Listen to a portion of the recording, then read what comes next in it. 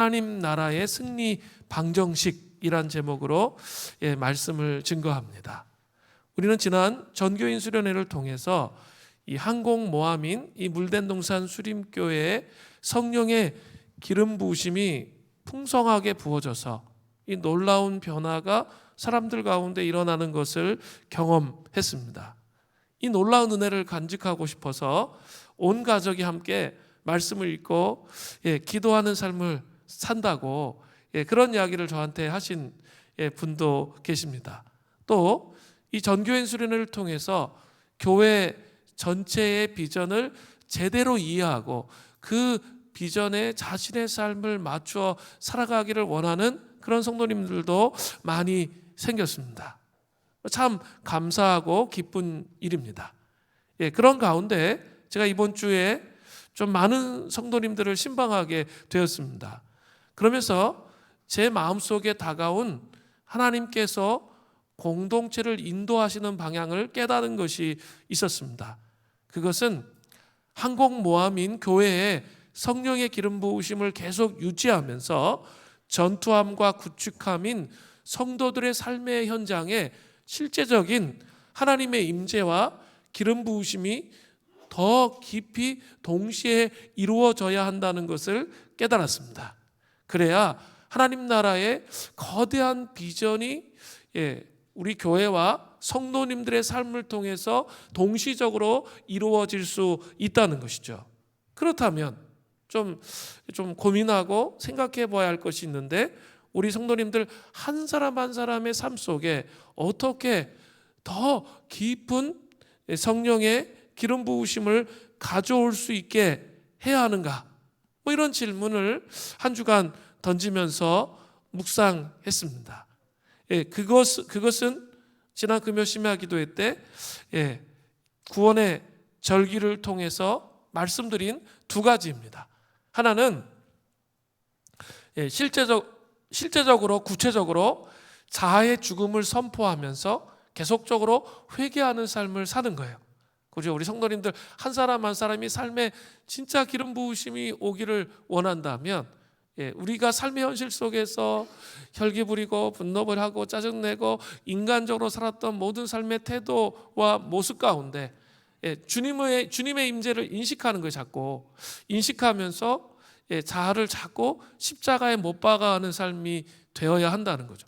그것이 잘 되지 않으면 또 회개하고 돌이키면서 회개의 삶을 계속 살면서 돌이키면서 이렇게 자아를 십자가에 못 박으면서 예수 그리스도의 통치가 우리의 삶 속에 오도록 하는 것, 이게 첫 번째입니다.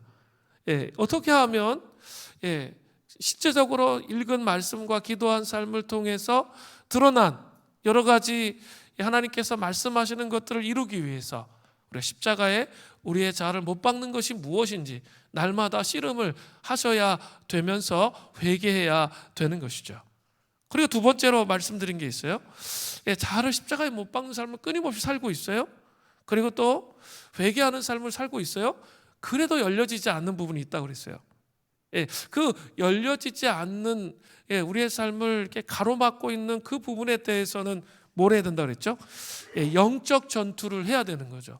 영적 전투를 하면서 그 묶임을 풀어내야 성령의 기름 부으심이 온전히 우리의 삶 가운데 임한다는 거죠. 특별히 제가 얘기하는 것은 가정의 현실, 가정 안에서, 그리고 직장의 현실 속에, 직장 안에서, 그리고 사업장 안에서 재단을 쌓는 것. 제 재단을 쌓는 게 이방 종교에 뭘 그렇게 하는 게 아니고, 성경에서 말하는 재단은 뭐 하는 거죠? 말씀을 읽는 거예요. 또 기도하는 삶을 사는 거죠. 그러면서 하나님의 임재의 공간이 그 우리의 사업장 속에 들어오도록 하는 거예요. 그런 삶을 지속적으로 살아가면서 반드시 그 삶을 사업장 속에서 막 이렇게 계속 해 나가다 보면 반드시 이 어둠과 이렇게 봉착이 있다, 이렇게 부딪히게 된다는 거죠. 그때 영적 싸움을 통해서 깨뜨려야 된다는 거죠. 그리고 그 안에 성령의 기름 부으심이 오도록 해야 하나님께서 문을 열어 가실 수 있다는 거예요. 제가 지난 금요심의 기도회까지 그런 말씀을 드렸습니다. 오늘은 이것에 더해서 하나님 나라의 승리의 방정식들이 구체적으로 더 등장해요. 세 가지가. 하나님 나라를 세우면서 우리의 삶의 현실 속에서 승리하는 삶을 살아가는 승리의 방정식이 세 가지가 나오는데요. 기드온이 미디안과의 전쟁을 통해서 승리하는 모습 속에 아주 잘 나타나 있습니다. 자, 이제 본문을 좀 살펴보겠습니다.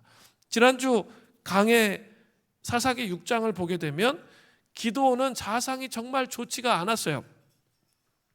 그럼에도 불구하고 기드온은 하나님의 부르심을 입었죠. 사사기 6장 12절에 보면 큰 용사여 여호와께서 너와 함께 계시는도다 라고 말씀해 주셨어요. 큰 용사라고 말씀하시면서 그가 부르심을 입어요. 그러나 이 자상이 안 좋으니까 13절에 보면 우리와 함께 하시는데 어떻게 우리가 7년 동안 미디안에 의해서 고통을 당하는가 하면서 하나님 앞에 항변하는 내용이 나오죠. 그리고 사사기 6장 후반절에 보면 기드온은 정말 의심이 많았어요. 너무 고통이 그동안 컸기 때문에 의심이 많아서 하나님의 일들을 하기 위해서는 마음속에 확신이 필요했기 때문에 사인을 구하는 그런 일들이 있었죠. 근데 그 사인을 하나님께서 기드온이 원하는 대로 다 허락해 주셔서 전쟁에 이제 출정하게 되는 것이죠. 그게 전쟁에 출정한 내용이 사사기 7장 1절의 말씀인 거죠. 여롯바알이라는 기드온이 그를 따르는 모든 백성이 일찍 일어나 하롯셈 곁에 진쳤고 미디안 진영은 그들의 북쪽이요 모레산 앞 골짜기에 있었더라. 그 다볼산 북쪽에 하롯셈 곁에 진을 쳤고 싸우기 위해서 나간 거죠. 그리고 그들 미디안 사람들은 그 모레산 북쪽에 진을 치고 있습니다. 자, 이제 싸움이 시작되는데 이런 싸움이 시작되는 가운데 기드온과 이스라엘 백성이 어떻게 승리를 했을까요? 하나님 나라의 승리의 방정식이 이제 세 가지가 나오는 거예요. 첫 번째는 두려움을 극복하고 풀어 정신으로 헌신된 자에게 승리를 주십니다. 자, 좀 구체적으로 살펴볼게요. 진을 치고 미디안과 대치하고 있는 동안에 이제 하나님께서 기드온에게 말씀하십니다. 사사기 7장 2절 전반절이에요. 여호와께서 기드온에게 이르시되 너를 따르는 백성이 너무 많은즉 내가 그들의 손에 미디안 사람을 넘겨주지 아니하리니. 자, 하나님께서는 기드온에게 너를 따르는 백성이 너무 많아서 미디안 사람을 넘겨주지 않겠다고 말씀하시는 거예요.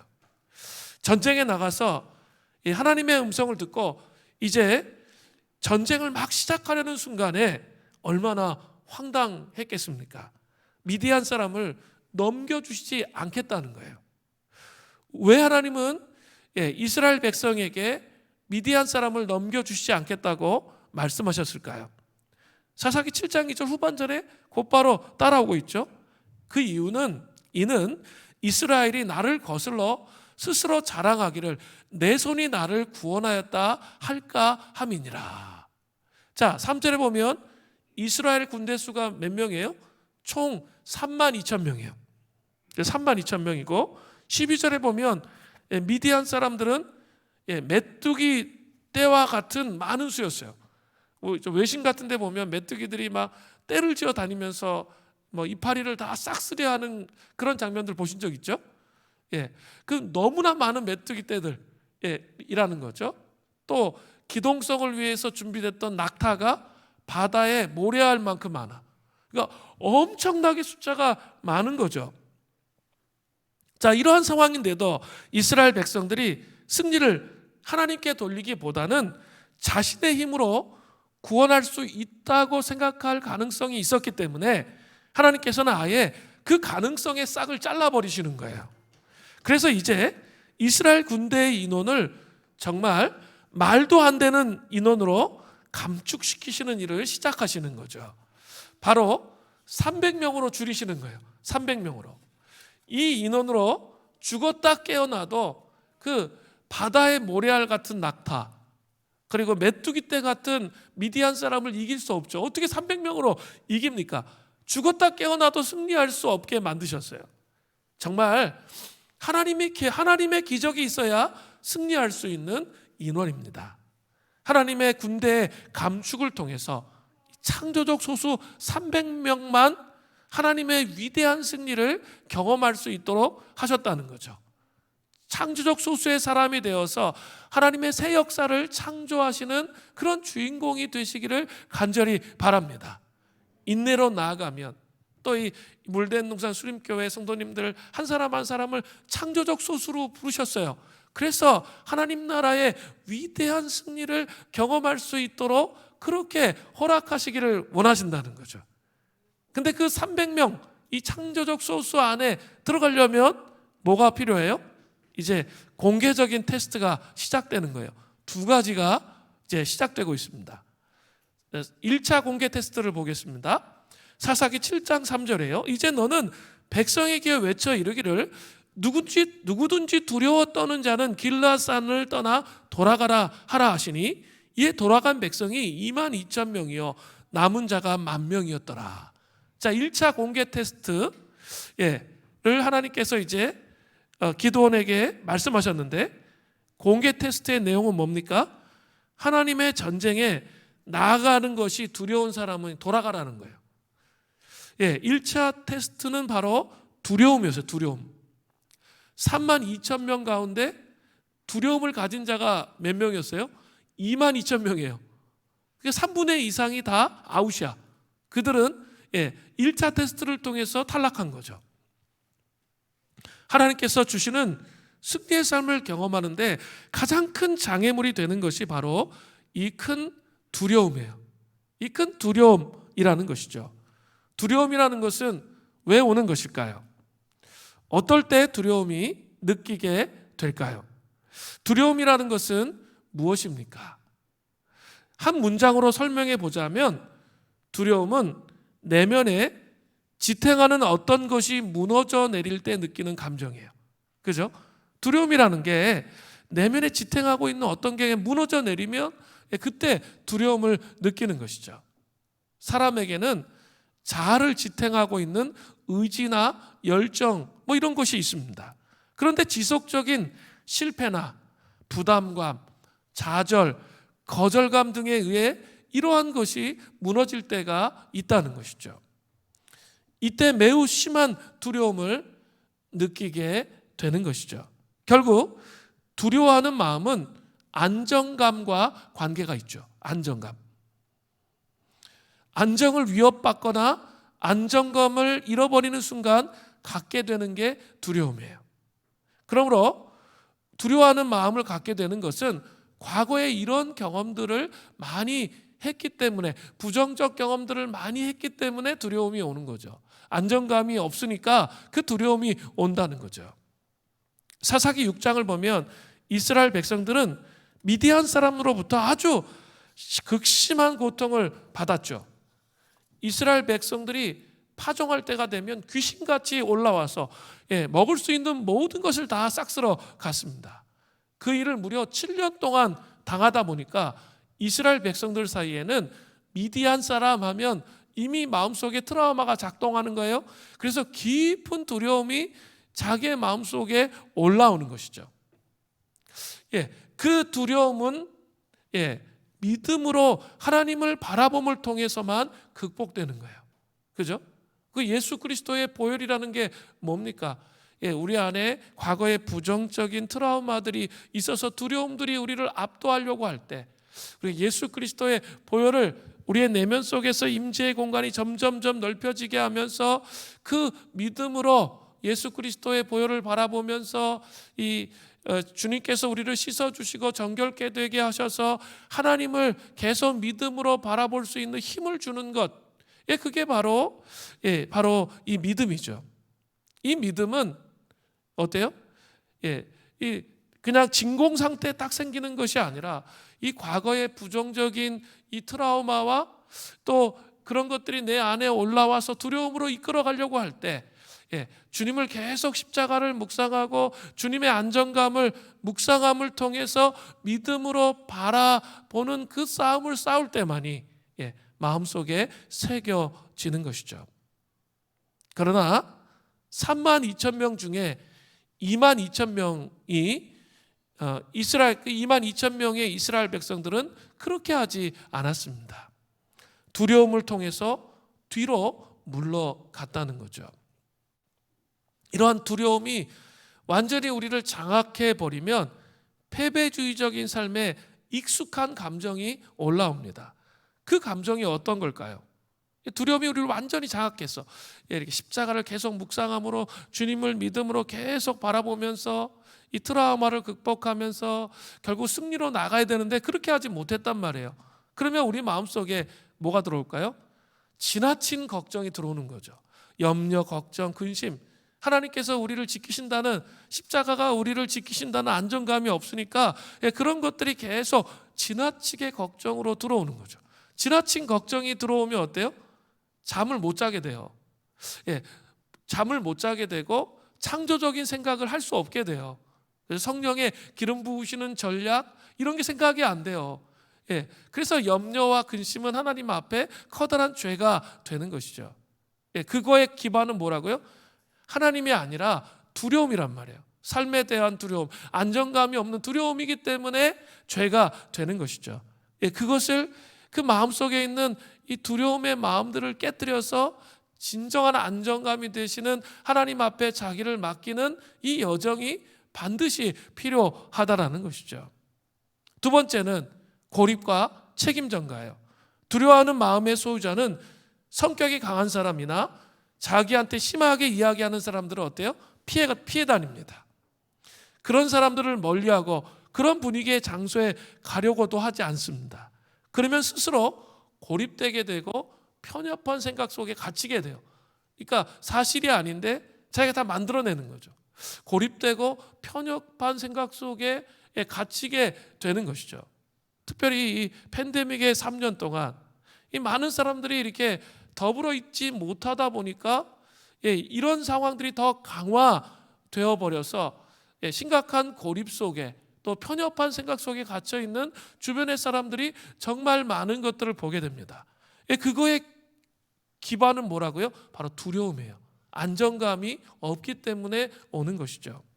또한 문제가 생기면 책임 추궁이 두려워서 잘못을 인정하지 않고 이제 모든 책임을 자기는 싹 빠져나가면서 책임을 전가하는 아주 나쁜 태도인데 정직하게 책임을 인정하고 회개하고 돌이키는 게 아니라 책임을 전가하는 삶을 살아가는 거죠. 그게 마음속에 두려움이 자리 잡았기 때문이에요. 세 번째는 제자리 걸음의 신앙생활이에요. 두려움을 딛고 앞으로 나가야 하는데 그렇게 하지 않고 늘 그 자리에 있는 것이죠. 신앙생활은 어떻게 보면 모험이에요. 모험. 믿음의 발을 띄는 것. 앞에 아무것도 보이지 않아요. 눈에 보여지지 않죠. 그죠? 그러나 하나님의 약속이 있는 거잖아요. 그리고 하나님의 전능하시다는 걸 믿고 발을 띄는 거예요. 이 결혼 건축가라는 책을 보면 결혼을 그렇게 표현해 놨어요. 이렇게 낭떠러지가 있는데 이렇게 그냥 믿음으로 그 낭떠러지에 떨어지는 거예요. 결혼이라는 거예요. 이것저것 다 생각하면 결혼할 수가 없어요. 근데 낭떠러지에 떨어지는 거죠. 근데 믿음이라는 것은 뭐냐면 뒤에 줄이 하나님의 줄이 딱 걸려 있는 거죠. 떨어질 때 그냥 바다로 확 꼬라박는 게 아니라 어떻게 하는 거예요? 이 줄이 철커덕 걸려서 안전하게 착지하는 거. 그게 믿음이라는 거예요. 이 줄이 있다는 것을 알고 뛰어내리는 거예요. 우리 자아의 죽음도 어떤 거예요? 부활이 있다는 것을 믿기 때문에 죽는 거죠. 그죠? 부활이 있기 때문에 죽는 거예요. 똑같아요. 그거는 뭐예요? 믿음이에요. 믿음. 그것을 인정해야 어떻다고요? 신앙이 자라요. 영적인 진보가 이루어져요. 그런데 두려운 거죠. 이렇게 뭔가를 이렇게 믿음으로 자기의 어떤 생각, 습관 이런 거 버리는 게 너무 두려워. 그래서 계속 그 자리에 계속 머물러 있으면 아무 일도 일어나지 않아요. 하나님과의 친밀한 관계 느끼지 못해요. 그냥 또 하나님을 그냥 막연하게 옛날부터 배워왔던 그런 분, 그냥 두렵기만 한 분으로 그렇게 인식하고 끝내버리는 거죠. 그렇기 때문에 제자리 걸음의 신앙생활을 멈추지 못하는 거예요. 10년 전이나 20년 전이나 30년 전이나 변화가 없어요. 그건 신앙생활을 제대로 못한 거예요. 믿음은 모험이에요. 발을 띄는 거예요. 내 마음에 트라우마들이 있지만 십자가를 의지하면서 바라보면서 발을 띨 때 하나님께서 보호해 주시는 것을 경험하는 거죠. 그게 믿음이에요. 이 두려움을 극복한 자가 하나님의 나라의 승리의 방정식에 세워지는 그런 사람이라는 사실을 반드시 기억해야 돼요. 그리고 마지막으로 안정을 위한 집착과 중독에 빠지는 거죠. 하나님이 안정이 안 되면 무너지지 않기 위해 막 집착하는 거죠. 하나님이 우리를 지키신다는 것을 모르면 사람이나 학벌이나 재물 막 이런 것, 통장에 돈이 들어오는 자기 안정감이요. 이러시면 안 돼요. 진짜 안정감은 우리 하나님이신 거죠. 그죠? 근데 왜 통장에 돈이 들어오는 게 자기 안정감이 돼요? 두려우니까. 자기의 삶이 과거에 이렇게 정말 가난하게 살았는데 이렇게 그렇게 될까 봐 두려운 그 트라우마가 우리를 어둠으로 끌고 가는 거예요. 그것이 아닙니다. 하나님이 우리를 지키시는 거죠. 그리고 그 지키심을 내가 발을 띄웠을 때 하나님께서 역사하시는 걸 자기의 삶 속에 그 다음에 경험하거든요. 이 경험들이 계속 자기의 삶 속에 쌓여지면 하나님이 어떤 분이신지 이해하게 되고 승리의 방정식을 가지고 두려움을 극복한 자의 삶을 살아갈 수 있게 되는 거죠. 그러니까 믿음의 발을 띄시는 은혜가 있기를 바라요. 그 자리에 있지 마세요. 우리가 죽어야 우리는 부활할 수 있는 거예요. 그죠? 우리는 죽어야 부활할 수 있는 거죠. 복음의 영광이 무엇인지 아는 거예요. 근데 마귀는 계속 또 우리의 자아는 자꾸 죽는 게 싫은 거죠. 자존심 상하는 게 싫어요. 그래서 있죠. 아무 변화도 일어나지 않게 되는 거예요. 믿음의 모험을 하셔서 두려움을 극복하시는 은총이 있기를 바랍니다. 그래야 창조적 소수의 하나님 나라의 승리의 방정식으로 살아갈 수 있는 자가 되는 것입니다. 자, 이제 하나님은 1만 명을 가지고 2차 테스트를 비공개로 할 것을 기드온에게 명령합니다. 이제 물가로 가서 하나님께서 기드온에게 말씀하십니다. 사사기 7장 5절을 보세요. 이에 백성을 인도하여 물가로 내려가매 여호와께서 기드온에게 이르시되 누구든지 개에 핥은 것 같이 혀로 물을 핥는 자들을 너는 따로 세우고 또 누구든지 무릎을 꿇고 마시는 자들을 그와 같이 하라 하시더니, 자, 이 테스트의 결과가 어떻게 됐죠? 사사기 7장 6절이에요. 손으로 움켜 입에 대고 핥는 자의 수가 300명이요 그 외의 백성은 다 무릎을 꿇고 물을 마신지라. 자, 아까 개에 핥는 것, 누구든지 개에 핥는 것 같이 혀로 물을 핥는 자들이 어떤 자들이에요? 그 6절에 보면 이렇게 물이 있으면 손으로 딱 움켜서 이렇게 핥는 자, 그런 자가 300명이에요. 그리고 그냥 모르겠다 무장해제하고 그냥 가서 그냥 철포도 앉아가지고 막 물 엄청 와장창 먹었던 사람들이 그 다음에 나머지예요. 왜 하나님은 이러한 테스트를 하셨을까요? 사실 군인은 무릎을 꿇고 모르겠다 하고 그냥 벌컥벌컥 물을 마셔도 큰 잘못을 저지른 것은 아니에요. 또 율법에 무릎을 꿇고 물을 마시면 안 된다는 조항도 없어요. 그냥 손으로 핥아서 이렇게 좀 격시 있게 먹어라 이런 내용도 없어요.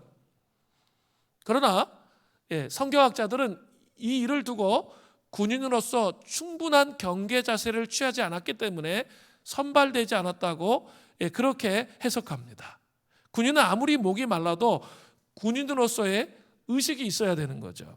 특히 전쟁터에서 항상 적을 경계하는 자세로 그렇게 갖추고 있어야 되죠. 어디서부터 화살이 날라올 줄 모르잖아요.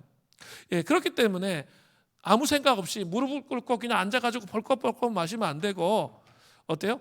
물을 떠가지고 핥으면서 이렇게 적의 동향을 살피는 게 군인의 모습이에요.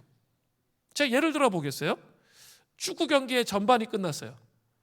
그러면 타는 갈증이 있어요. 그래서 막 수도꼭지를 그냥 입에 대고 그냥 벌컥벌컥 물을 막 만땅으로 막 충전하는 거죠. 물을 계속 먹는 거죠. 그러면 그 사람이 후반에 게임을 뛸 수 있을까요? 없을까요? 못 뛰죠. 이게 출렁거려가 뛸 수가 없어요. 근데 후반이 있다는 사실을 알면서 어떻게 해요? 물을 먹는 걸 절제해야죠. 적절히 물을 마셔야 후반도 뛸 수 있는 것이죠. 똑같은 원리예요. 기드온은 미디안의 주력 부대를 격파했을 때 상당수의 병력이 그 미디안의 병력이 도망을 쳤습니다. 이때 기드온과 300명의 용사들은 먹지도 못하고 마시지도 못한 상태에서 끝까지 추격해서 그들을 잡습니다. 이 300명이 목마르다고 해서 실컷 물을 마신 사람이라면 아마 그들은 도중에 포기했을 것이 분명합니다. 결국 하나님은 이 전쟁에 이 창조적 소수, 그런데 그들은 뭐예요? 프로예요. 프로를 중용하시겠다는 의증을 드러내시는 거죠. 자, 아마추어와 프로의 차이는 뭘까요? 프로는 밥벌이로 일하는 것이고 그 일에 전적으로 모든 시간을 다 매달려야 돼요. 그리고 그 프로로서 최고가 되기 위해서 어떻게 해요? 술 먹는 것도 먹으면 안 되고 자기의 몸이 정말 으스러지는 한이 있어도 자기의 몸을 만들어서 어떻게 해야 돼요? 이 게임에 이길 수 있도록 최선을 다해서 노력해야 돼요. 그러나 아마추어는 어떻습니까? 밥벌이 따로 있어. 이거 해도 되고 안 해도 그만이에요. 그죠? 이게 차이예요. 마귀는 하나님의 일을 방해하는데 프로예요. 그 일에 전적으로 헌신하고 있단 말이에요. 그러나 하나님의 백성들이 아마추어처럼 일을 해도 그만, 안 해도 그만, 그렇게 생각할 때가 참 많아요. 특별히 주님의 몸된 교회를 섬길 때 프로적인 의식을 갖는 그런 생각보다는 그냥 일을 해도 그만, 안 해도 그만, 대충 해도 될 것처럼 그렇게 하시는 거예요. 그러면 안 된다는 거예요. 이 프로 의식이 없기 때문에 하나님 나라의 승리의 방정식에서 승리하기가 어려워요. 반드시 하나님의 일을 내가 맡았을 때 최선을 다해서 프로처럼 그렇게 하셔야 된다는 거죠.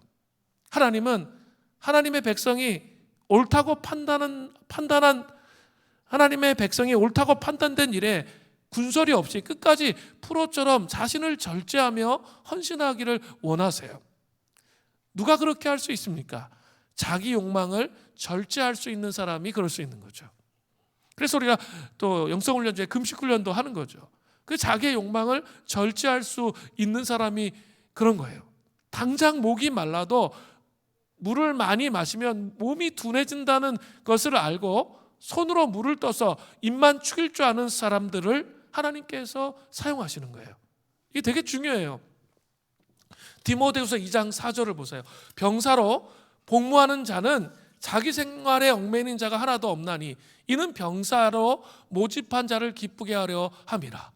병사가 전쟁에 나가 싸워야 되는데 안 나가는 거예요. 가족 때문에 안 나가고, 또 여러 가지 집에다가 지금 밭을 일궈놨기 때문에 안 나가고 이러면 돼요? 안 돼요? 전쟁이 안 되죠. 게임이 안 되는 거죠. 전쟁은 병사로 모집한 자를 기쁘게 하기 위해서 자기 생활에 얽매여서는 안 되고 전쟁에 나아가야 되는 것이죠. 이것처럼 프로의 정신으로 하나님 나라를 세우는 그런 자의 삶의 태도가 필요한 거예요. 자, 제가 첫 번째로 하나님 나라의 승리 방정식 두 가지를 말씀드렸어요. 두려움을 극복하고 계속 믿음의 눈을 들어서 하나님을 계속 체험해 가면서 이 트라우마들을 극복해 가면서 세워지는 두려움을 극복한 자여야 돼요. 그리고 프로 정신으로 헌신된 자에게 하나님이 하나님 나라의 승리를 반드시 주신다는 거죠. 이것이 첫 번째 하나님 나라의 승리의 방정식입니다. 자, 제가 서론에 얘기했죠. 자아를 죽이고 자아를 부인하고 회개하고 영적 전투하는 삶을 살았어요. 그러면서 뭐로 임해야 된다고요? 두려움을 극복하고 프로 정신으로 자기를 정말 작은 일이라도 하나님 주신 작은 일이라 할지라도 프로의 정신으로 임할 때, 그때 하나님께서 그것을 보시고 그 사람에게 큰 일을 맡기시는 거예요. 그리고 여러분의 삶을 대할 때 프로 정신으로 그것에 임할 때, 그때 하나님께서 역사하신다는 거죠. 두 번째입니다. 하나님 나라의 승리 방정식 두 번째는 사사기 7장 9절부터 15절에 나타나고 있습니다. 7장 9절에 보세요. 자, 이제 300명을 뽑아서 이제 나가는 거죠. 이 밤에 여호와께서 기드온에게 이르시되 일어나 진영으로 내려가라. 내가 그것을 내 손에 넘겨주었느니라. 이제 넘겨주신다고 말씀하세요. 자, 이제 미디안 사람들을 네 손에 넘겨줄 테니까 그를 치라고 명령하셨습니다. 그런데 한번 생각해 보세요. 여러분이 이러한 명령을 하나님으로부터 들었다면 어떨까요? 당혹스러울 게 분명해요. 기드온이 얼마나 당혹스러웠을까요? 아니 300명을 가지고 나아가 전쟁하라요. 메뚜기 떼처럼 많은 사람들, 해변에 모래알처럼 많은 낙타들, 이런 모든 것을 완벽하게 갖추고 있는 사람들과 아무리 프로 정신을 갖고 있다 할지라도, 두려움을 극복했다 할지라도 전쟁을 하면 이길 수 있어요? 이길 수 없어요. 황당할 수 있는 거죠. 그래서 하나님께서 기드온에게 적진의 부하 부라와 함께 내려가서 그들이 하는 말을 듣고 확신을 가지라고 격려하시는 거죠. 이게 참 놀라워요. 적들이 말해. 적들이 분명히 많은데 그들이 말을 해요. 그걸 네가 듣고 그걸 사인으로 여기라는 거죠. 그래서 어떻게 합니까? 기드온과 부하 부라가 함께 적진의 끝으로 나아가는 거죠. 사사기 7장 13절부터 14절이에요. 기드온이 그곳에 이른즉 어떤 사람이 그의 친구에게 꿈을 말하여 이르기를 내가 한 꿈을 꾸었는데 꿈에 보리떡 한 덩이가 미디안 진영으로 굴러들어와 한 장막에 이르러 그것을 쳐서 무너뜨려 위쪽으로 엎으니 그 장막이 쓰러지더라. 그의 친구가 대답하여 이르되 이는 다른 것이 아니라 이스라엘 사람 요아스의 아들 기드온의 칼이라.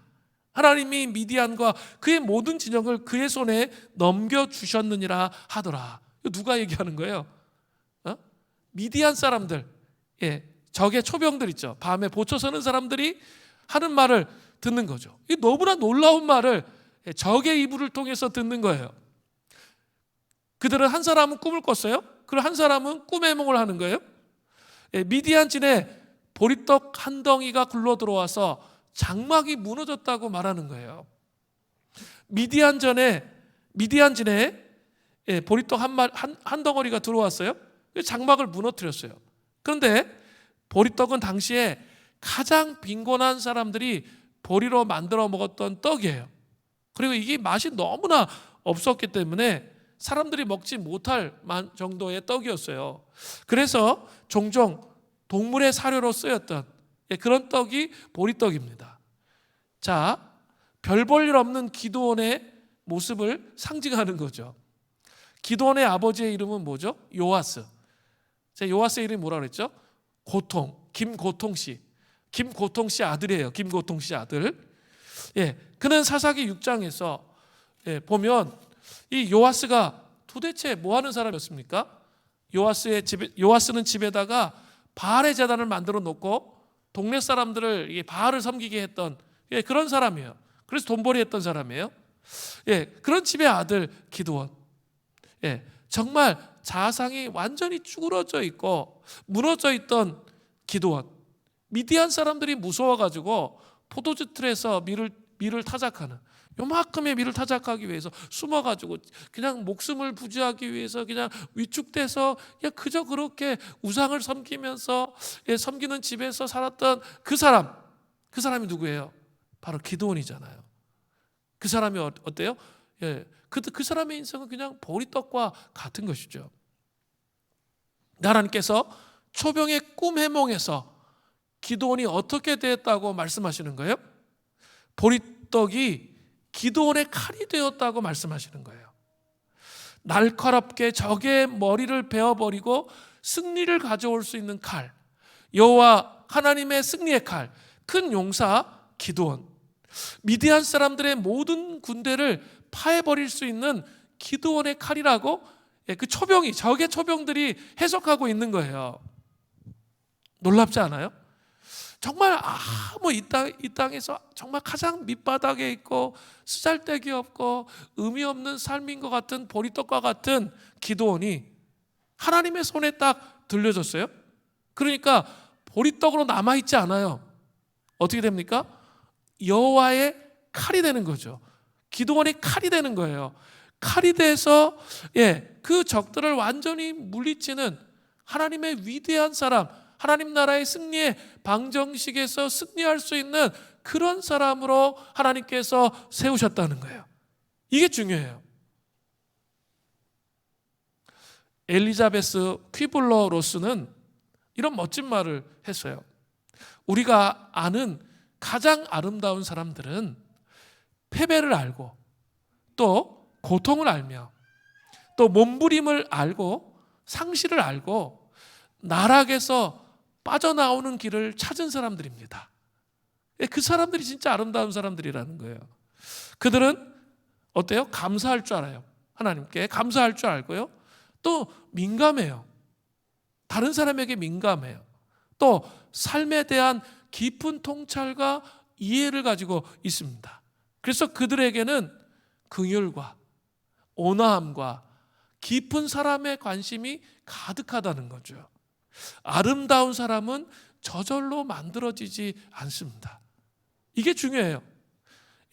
중요한 것은 그냥 이렇게 하나님과 관계없이 계속 이 보리떡의 상태로 계속 굴러다니면 계속 보리떡이에요. 아무 의미가 없어요. 그냥 보리떡으로 끝나는 거예요, 인생. 그런데 보리떡과 같은 인생이라 할지라도 진짜 하나님의 손에 들려지면 내 삶의 실패와 좌절과 낙심과 절망, 고통 다 알아요. 그렇지만 하나님의 손에 들려줘서 온전하게 빚어지면 그 사람이 진짜 세상에서 가장 아름다운 사람이 된다라고 말하는 거예요. 저도 전적으로 동감이 되고 동의가 됩니다. 그냥 진공의 상태에서 그냥 짠 하나님의 사람이 나타나지 않는다는 거예요. 이 모든 여정을 통해서 갈등과 고뇌와 고통과 고민 속에서도 여호와의 손에 들려질 때 그때 보리떡에서 여호와의 칼이 되는 것입니다. 이러한 하나님의 놀라운 격려를 적으로부터 들은 기드온은 이제 믿음으로 나아갈 수 있게 되었습니다. 승리는 반드시 하나님의 손에서 보리떡에서 칼이 될 때 주어지는 거예요. 반드시 보리떡에서 칼이 되면 하나님 나라의 승리는 그냥 따라와요. 그 위대한 승리가 우리의 삶 속에 따라오는 것이죠. 이것이 두 번째 하나님 나라의 승리의 방정식입니다. 그러나 보리떡에서 칼이 되는 과정이 여러분 하루아침에 이루어집니까? 그렇게 이루어지는 것이 아닙니다. D.L. 무디는 이렇게 말했어요. 사람이 미래를 위한 은혜의 분량을 미리 받을 수 없는 것은 6개월치 음식을 미리 먹을 수 없는 것과 같습니다. 한 주를 지탱시켜줄 공기를 한꺼번에 폐에 채울 수는 없습니다. 우리는 매일 하나님의 은혜의 창고에 시시때때로 나아가야 하는 것입니다. 정말 중요해요. 우리 왜 그동안 말씀 읽고 씨름하고 여전히 또 이 사이클을 돌고 또 수련회 끝났는데도 여전히 사이클을 돌고 보혈기도문 하고 그럼을 통해서 자기의 삶 속에 임재의 공간을 가져오도록 하고 왜 이런 작업을 왜 하는 거예요? 하나님의 은혜를 수련회 갔다 왔다고 해서 그때 은혜를 확 받을 수 있어요. 그런데 3박 4일 동안은 먹고 나머지 362일은 굶어. 그럼 어떻게 되죠? 죽어요. 당연히 영적으로 죽는 거죠. 영적으로 죽어버린단 말이에요. 그렇게 해서는 그 사람의 신앙이 자랄 수 있을까요? 없을까요? 자랄 수가 없어요. 아무리 내가 삶이 육아로 인해서 분주하고 힘들어. 거기다 또 사업을 하고 직장을 다니고 분주하고 힘들어. 힘든 거예요. 그런데 그 힘든 가운데에서도 씨름하고 투쟁하는 삶을 살지 않으면 난 죽어가는 거예요. 그러면 그 보리떡에서 그냥 보리떡에서 멈춰 있는 거예요. 그런데 그 과정 속에서 삶을 조정하고 하나님 중심적인 삶을 살면서 말씀과 기도로 씨름하다 보면 어떻게 돼요? 점점 내 안에 이 보릿독의 자악들이 끊어져요. 깨어져요. 그리고 하나님 앞에서 내가 존귀한 자라는 것을 알게 되고 사랑받는 자라는 것이 계속 묵상되어지고 그게 채워질 때 어떻게 될까요? 승리할 수 있는 준비가 되는 거예요. 그리고 하나님은 우리 인생에 여러 번의 결정적인 순간을 주세요. 제가 느끼기에는 상당히 여러 번의 결정적인 순간들을 주시거든요. 근데 문제는 그 결정적인 순간을 잘 포착하고 그것을 잡을 수 있어야 되는데 못 잡는 거죠. 그게 문제예요. 어떻게 잡을 수 있습니까? 말씀으로 채워져 있고 기도로 채워져 있어서 결정적인 때에 하나님께서 나에게 말씀하시는구나를 알 때 잡을 수 있는 거예요. 이런 소리 하면 안 돼요. 그러니까 이렇게 이직하려고 그럴 때 하나님의 음성 어떻게 들어요? 이런 식으로 얘기하시면 좀 곤란해요. 물론 이제 믿음이 적으면 어리면 그렇게 얘기할 수 있어요. 그런데 있죠, 평상시에 자기가 하나님의 인도하심을 잘 받아야 결정적인 순간에 오히려 더 많은 것을 열 수 있는 그 시간이 된다는 거예요. 그렇게 서 계시는 은혜가 있기를 바라요. 왕도는 없어요.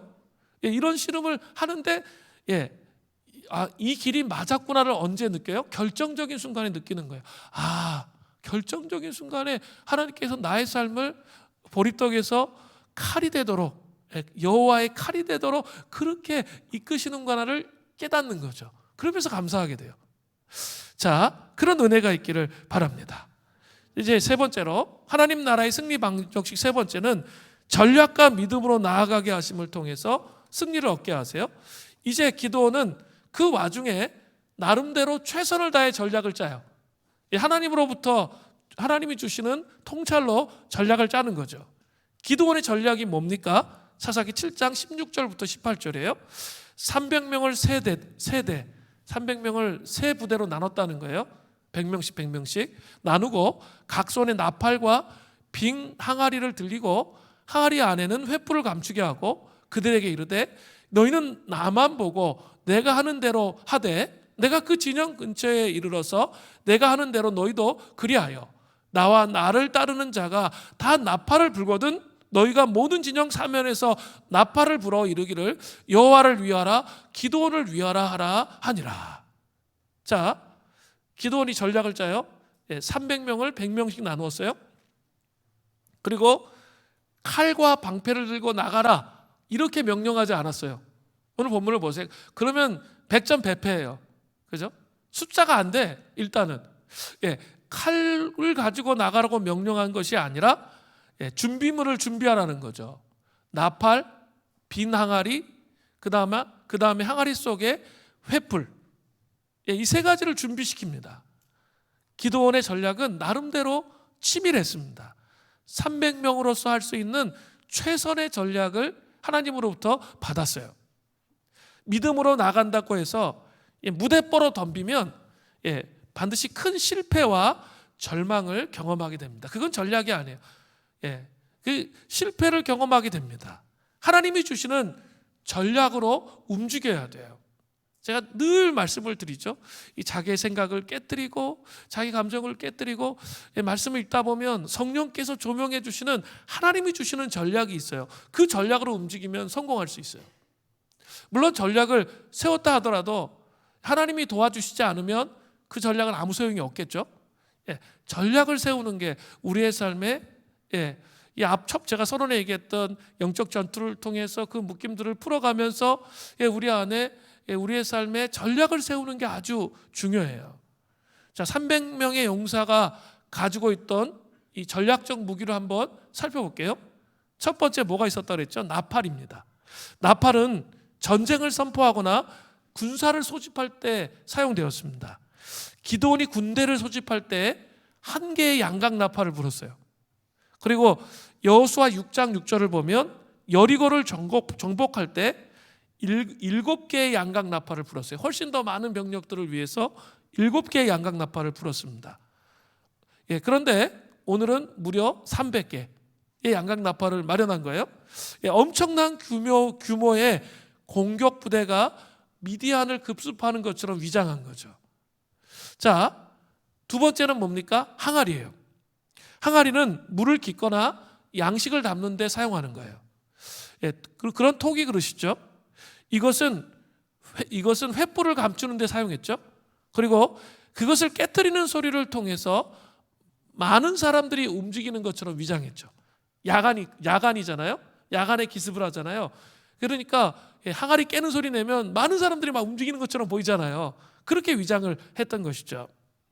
세 번째는 뭡니까? 횃불이에요. 횃불은 야간 전투에서 필요했습니다. 적군이 주변에서 태각하는 것을 막기 위해서 소수의 군사들은 횃불을 들고 있었어요. 그러면 나머지 병사들은 창과 방패를 들고 적들을 물리쳤던 거죠. 그런데 횃불이 300개가 있다는 것은 뭐예요? 상당히 많은 이 수의 병사가 있는 것처럼 위장할 수가 있는 거죠. 상당히 전략적 접근을 기드온과 300용사가 했다는 것을 이해하셨죠? 이게 이런 걸 왜 준비했는지를 그때의 문화로 그때의 전쟁의 문화로 이해하지 않으면 이들이 그냥 아무 생각 없이 막 나간 것처럼 그렇게 보여요. 그게 아니라 전략을 철저히 짜서 나아갔다는 것이죠. 그러나 이렇게 한다 해도 그 전쟁은 초등학교 야구 선수와 우리나라 국가대표 야구팀의 드림팀과의 싸움과 같을 것입니다. 이길 수 있는 승산은 전혀 없죠. 이때 중요한 것은 하나님께서 말씀하신 것을 믿고 발을 뛰는 거예요.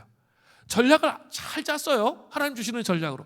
근데 정신을 차리고 보니까 이길 수가 없어, 이거는.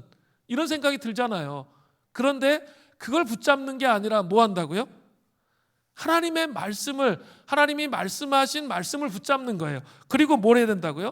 아까 믿음의 모험, 믿음의 발을 뛰는 거예요.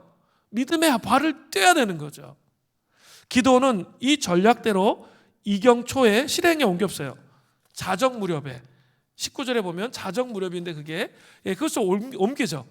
그런데 그 실행에 옮기자마자 놀라운 기적이 일어나는 거죠. 믿음으로 나아감을 통해서 하나님의 승리를 경험하게 되었던 것이죠. 사사기 7장 21절을 보세요. 각기 제자리에 서서 그 진영을 사면으로 에워싸며 그 온 진영의 군사들이 뛰고 부르짖음에 도망하였는데, 자, 미디안 사람들이 어떻게 되었습니까? 그 온 진영의 군사들이 뛰고 부르짖으며 도망하였는데 이렇게 되어 있죠. 뛰다는 영어 원어로 야라츠라고 하는데 황급히 서두르다, 갈팡질팡하다 그런 의미가 있어요. 또 부르짖으면은 아우성치는 모습 있죠. 막 정신이 없어가지고 막 그런 모습이에요. 또 도망함은 장막에 있는 가축이나 모든 소유물을 도피시키는 것을 의미하는 거예요. 이스라엘 백성이 가만히 서서 항아리를 깨고 횃불만 들고 있었고 나팔을 불었을 뿐인데 그 효과는 이상하고도 엄청난 것이 되었던 것이죠. 그래서 사사기 7장 22절부터 23절을 보면 더욱 놀라운 통쾌한 승리가 기록되고 있어요. 자, 보세요. 사사기 7장 22절부터 23절. 300명이 나팔을 불 때 여호와께서 그 온 진영에서 친구끼리 칼로 치게 하심으로, 이스라엘 백성들이 친 게 아니에요. 자기들끼리 정신이 없으니까 적이 쳐들어온 줄 알고 막 소리가 막 계속 크게 나고 나팔 소리 들리고 횃불이 들려 있고 막 그러니까 자기끼리 싸우는 거예요. 자기끼리 막 칼로 싸우는 거죠. 그래서 죽이는 거예요. 또한 허겁지겁 이제 그런 상황 속에서 다 도망가는 거죠. 이 일을 일으키신 주체가 누구입니까? 22절에 여호와께서라고 되어 있죠. 여호와께서 이런 일을 일으키신 거예요. 기드온은 전략을 짜고 그 전략을 하나님의 말씀에 의탁해서 믿음으로 나아갔죠. 그러니까 하나님의 능력이 그 상황 가운데 나타나서 큰 승리를 하게 된 거죠. 이게 중요해요. 하나님 우리를 전략을 주실 때는 반드시 승리를 위해서 전략을 주시는 거예요. 근데 이게 합리적으로 생각하면 이게 뭐 말도 안 돼. 그런데 하나님께서 말씀하신 것이 맞다면 체계적인 전략이 분명히 하나님으로부터 와요. 근데 그 전략을 가지고 발을 뛰는 거예요. 그러면 나머지는 그 빈 공간은 하나님께서 기적을 일으키시고 역사하심을 통해서 변화되도록 그렇게 하시는 거죠. 이게 이런 이 전략을 통해서 우리가 승리하게 되는 것입니다. 결국 그들은 요단 쪽으로 몰려나가게 되었습니다. 22절 후반절에 나오는 지명들은 바로 요단강 쪽에 있는 지명들이에요. 이것이 바로 하나님 나라의 승리 방정식이에요. 우리가 최선을 다해서 전략을 짜되 하나님을 믿고 신뢰하면서 나아가야 된다는 거죠. 하나님 나라의 승리 방정식 세 번째를 기억해야 돼요. 아주 제가 중요한 말씀을 드렸어요. 하나님은 전략과 믿음으로 나아가게 하심을 통해서 승리할 수 있도록 하시는 거예요. 자, 하나님 나라의 승리 방정식, 제가 서론에 말씀드린 것 뭐죠? 회개와 자아의 죽임, 그 작업 반드시 해야 되고, 그 다음에 그런 싸움을 싸우다 보면 자기 사업장과 가정과 또 회사의 영적인 실체와 부딪히게 될 거예요. 그래서 그 영적 전투를 통해서 그것을 깨뜨리는 거예요. 그리고 나서 해야 되는 게 뭐라고요? 두려움을 극복하고 안 될 거라는 이 트라우마를 극복하고 프로 정신에 헌신돼서 작은 일에도 충성을 다해서 하나님 앞에 나아가 사는 거예요. 그럼 승리를 주시는 거예요. 이게 승리 방정식이에요. 두 번째는 하나님의 손에서 보리떡에서 칼이 되게 하신다는 거죠. 정말 내 힘은 너무나 부족하고 연약한데 나는 보리떡인데 내가 계속 말씀을 묵상하면서 직장에서 재단을 쌓고 가정에서 재단을 쌓았단 말이에요. 사업장에 재단을 쌓았단 말이에요. 그러면 보리떡에서 칼이 되는 거예요. 여호와의 칼, 하나님 나라의 칼, 날카로운 타작기계가 돼서 깨뜨리고 무너뜨려서 승리할 수 있도록 하시는 거죠. 세 번째는 반드시 하나님께서 여러분이 이것이 채워져 있으면 반드시 하나님께서 전략을 주세요. 반드시 전략을 주시거든요. 꼭 경험해 보시면 좋겠어요. 하나님의 전략을 이 마음속에 하나님 주세요. 자기 생각을 벗겨내면 반드시 주십니다. 그러면 그 전략을 가지고 그냥 믿음으로 나아갈 때 하나님의 기적을 경험하고 승리할 수 있다는 이 사실을 기억하시는 은혜가 있기를 바랍니다. 자, 이제 우리 같이 찬양하고 기도하면 좋겠는데요. 우리 주님 말씀하시면